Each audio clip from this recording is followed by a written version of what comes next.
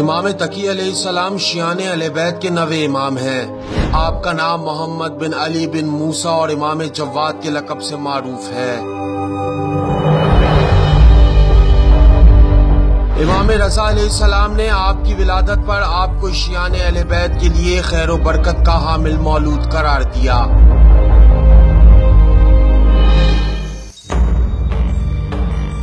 جناب شیخ مفید فرماتے ہیں کہ چونکہ امام رضا علیہ السلام کی کوئی اولاد آپ کی ولادت سے قبل نہ تھی، اس لیے لوگ طعنہ زنی کرتے ہوئے کہتے تھے کہ شیعوں کے امام منقطع النسل ہیں۔ یہ سن کر حضرت امام رضا علیہ السلام نے ارشاد فرمایا کہ اولاد کا ہونا خدا کی عنایت سے متعلق ہے، اس نے مجھے صاحب اولاد کیا ہے اور عنقریب میرے یہاں مسند امامت کا وارث پیدا ہوگا۔ چنانچہ آپ کی ولادت باسعادت ہوئی۔ علامہ طبرسی لکھتے ہیں کہ امام رضا علیہ السلام نے ارشاد فرمایا تھا کہ میرے یہاں جو بچہ عنقریب پیدا ہوگا وہ عظیم برکتوں کا حامل ہوگا۔ مامون رشید کے انتقال کے بعد حضرت امام تقی علیہ السلام نے ارشاد فرمایا کہ اب 30 ماہ بعد میرا بھی انتقال ہوگا۔ چنانچہ ایسا ہی ہوا۔ آپ کو معتصم نے بغداد بلوا کر قید کر دیا۔ 1 سال تک آپ نے قید کی سختیاں برداشت کی۔ علامہ ابن حجر مکی لکھتے ہیں کہ آپ کو امام رضا کی طرح زہر سے شہید کیا گیا۔ کتابوں میں لکھا ہے کہ مامون رشید نے امام تقی کے والد ماجد امام رضا کو اور اس کی بیٹی نے امام تقی کو شہید کیا۔ تمام محدثین و مورخین کا اتفاق ہوا ہے کہ امام جواد کی شہادت بغداد میں ہوئی۔ آپ کو قریش قبرستان میں اپنے دادا حضرت امام موسی بن جعفر القاسم کی قبر کی پشت پر سپرد خاک کیا گیا۔ آج بھی دونوں اماموں کا حرم ایک ہی ہے جس کو کاظمین کہا جاتا ہے۔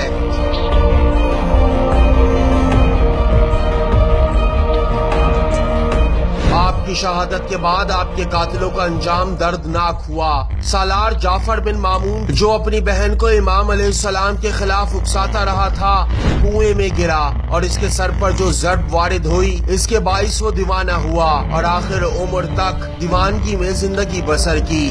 معتصم عباسی جس نے قتل کا حکم دیا تھا، اس کی حکومت 6 سال سے زیادہ نہ چل سکی۔ امام جواد نے شہید ہونے سے پہلے جو کچھ ام الفضل سے فرمایا تھا وہی ہوا۔ ام الفضل ایسی بیماری میں مبتلا ہوئی جس کے بارے میں وہ کسی کو بتا نہ سکی۔ وہ کسی نسوانی مرض میں مبتلا تھی اور اس نے اپنی پوری دولت اپنے علاج میں خرچ کر دی، مگر افاقہ نہ ہوا اور نہایت غربت اور تنگ دستی کی حالت میں مر گئی۔ امام تقی علیہ السلام نے کئی مقام پر ہماری نصیحت فرمائی جس میں سے کچھ نکات یوں ہیں۔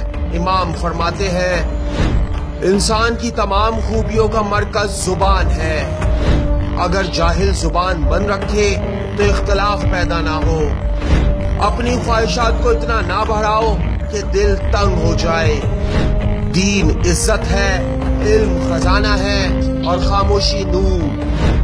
انسان کو برباد کرنے والی چیز لالچ ہے۔